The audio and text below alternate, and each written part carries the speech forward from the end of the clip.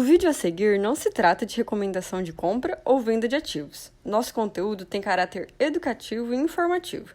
Queremos fomentar o debate sobre investimentos e aumentar o número de investidores no Brasil. Agora, falando em Bolsa de Valores, eu queria saber da sua opinião.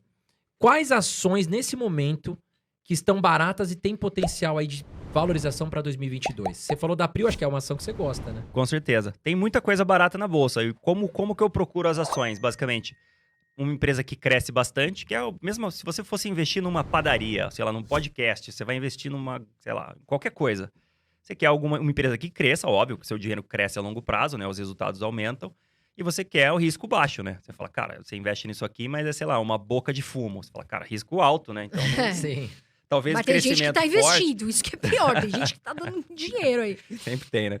Crescimento forte, mas talvez o risco não seja o risco pro meu patrimônio, né? Pra minha aposentadoria. Então, assim, a união das duas coisas. Quais são as empresas que crescem forte hoje, na minha humilde opinião? Empresas que... Tem empresa que cresce, por exemplo, exporta a commodity sobe e ela cresce, que é o caso de PetroRio, mas a PetroRio tem um crescimento do volume de produção que é muito forte. Então, eles já compraram campos maduros. O que são campos maduros, né? Eles compram campos das grandes petroleiras, tipo Petrobras, Shell, Exxon, Total, das grandes petroleiras mundiais, que exploravam esses campos, o volume de produção caiu, elas não têm mais interesse em explorar, que elas querem explorar grandes volumes, porque elas são gigantescas. E aí a PetroRio compra esses campos e explora os campos com um custo muito mais baixo, ganha bastante dinheiro fazendo isso. Eles já fazem isso há algum tempo. Compraram um crescimento de mais ou menos 3 ou 4 vezes o volume de produção para eles nos próximos 3 anos. Então pode ser que eles tripliquem ou quadripliquem a produção nos próximos 3 anos, que é um crescimento muito, muito forte, muito bom. Ao mesmo tempo, ela negocia a coisa de 7 vezes EBITDA, né? EBITDA é simplesmente um tipo de lucro, digamos assim, uma forma de olhar o lucro que eu uso para ver se a empresa é cara ou barata. Porque o que é caro, o que é barato? É o quanto você paga pelos resultados, né? Assim, cara, qual o dividendo, quanto eu pago por esse dividendo? É a mesma coisa. Ou qual o lucro, quanto eu pago por esse lucro? O EBITDA é a mesma coisa. Qual é o EBITDA, quanto eu pago pelo EBITDA? É porque tem regras contábeis que é um pouco complexo e tal, então a gente fala de EBITDA no Brasil e não de lucro, porque o lucro chacoalha demais nas empresas exportadoras, quem tem dívida em dólar. Fica mais fácil. Mas o conceito é o mesmo. Quanto menor ela multiplica vezes o EBITDA, mais barata ela é. Tipo, menos você está pagando pelo resultado, é isso. E a minha análise é sempre comparativa, né? Outra empresa que eu acho muito boa, é até engraçado que as minhas empresas são sempre velha economia, né? Que é bem estilo Warren Buffett, assim. O cara fala, não, eu quero comprar Meta, Google, Apple, Netflix. Eu falo, cara, eu quero comprar empresa de petróleo, empresa que fabrica armas, locadora de veículos. É o negócio mais velho do mundo, assim, enferrujado, sabe assim? Porque elas têm um crescimento muito forte que depende só delas e o preço está muito barato. Ah, mas no futuro elas vão perder. Cara, com certeza, mas no futuro eu troco e procuro outra coisa, entendeu? Sim. E aí o mercado pode me dar uma oportunidade em, sei lá, Netflix, Meta da vida, eu troco lá na frente. Mas o importante é que o resultado delas está crescendo muito forte hoje. Então a segunda é Taurus, que é a fabricante de armamentos, né? A maior fabricante do Brasil, é a maior fabricante do mundo de revólveres. O grande mercado dela é Estados Unidos, então assim, mesmo que o Brasil entre em crise e emburaque de vez e tudo mais, eles vão continuar exportando arma para os Estados Unidos. Então, o risco é mais baixo, digamos, de uma empresa no Brasil que dependa de economia brasileira. Estados Unidos, obviamente, o maior mercado de armas do mundo. A Taurus, todo mundo conhece a Taurus lá de trás, que os policiais atiravam no pé com as armas, né? As armas eram horríveis, era tipo assim, era inacreditavelmente ruim. E aí eles fizeram uma reestruturação e agora eles estão na liderança mundial na fabricação de armas. Você consegue ver até influencer nos Estados Unidos de arma, né? Lá tem influencer de arma, o cara vai e atira, filma. É bem legal. E o cara falando bem das armas da Taurus, falando, cara, impressionante ó, a evolução que a empresa teve, né? Então hoje eles têm um produto muito melhor, num preço muito mais baixo, um ticket mais baixo do que seus competidores lá nos Estados Unidos, são competidores mundiais, obviamente, e cresce muito forte também. Ela negocia 3,5 vezes EBITDA, né? Vocês lembram que eu falei que PetroRio negociava 7, ela negocia a metade. Eu diria, cara, armas, um pouco mais de risco e tudo mais, mas você paga metade do preço, porque você paga metade pelo crescimento de EBITDA. Daí o EBITDA dela vem crescendo coisa de 80% ao ano, por aí. Pode ser que caia um pouco, mas assim, crescimento de 50% já seria bom demais. E a terceira é a locadora de carros, né? Que eu chamo de Locamérica, mas ela chama Unidas, ela mudou de nome.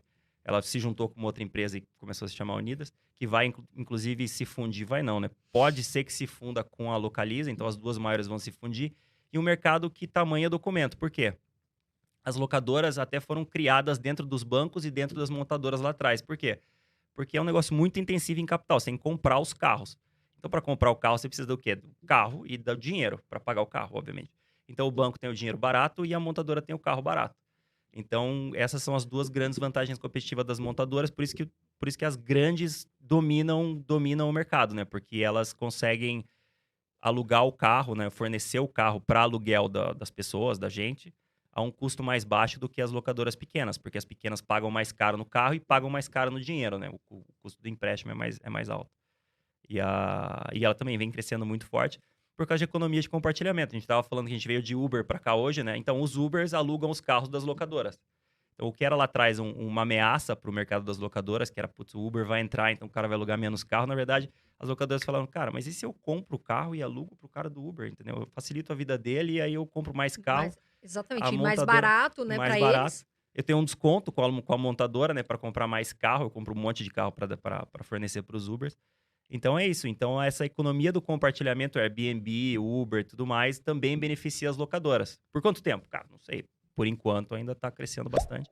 E tem uma outra coisa que vai ajudar bem o resultado das locadoras, que é o aluguel de longo prazo, né? Nos Estados Unidos é muito famoso, né? O leasing, que o cara compra o carro, na verdade, ele aluga, né? Paga uma taxa anual e no final ele tem um direito de compra. Elas estão fazendo a mesma coisa aqui, ainda é muito pequeno, porque brasileiro quer pagar o carro, né? Mas assim, com um carro muito caro, talvez isso fique mais e mais popular. É um negócio meio, como é que eu falo? É meio psicológico, assim. Se o cara fizer conta, vale a pena, mas é meio, você tem que pagar todo mês, entendeu? É um ticket alto. Eu fiz até umas contas, até tem um vídeo meu no YouTube que eu fiz, Bruce. Se o cara for parcelar o carro, ou seja, se ele for financiar o veículo, o que ele vai pagar de juros ali, ainda mais com a Selic agora, e sobe as taxas de empréstimos também, compensa você alugar o carro. Por quê? Você não vai pagar manutenção do veículo, você não vai pagar seguro, você não vai pagar IPVA, a depreciação do carro não existe, porque fica com a companhia locadora de veículos.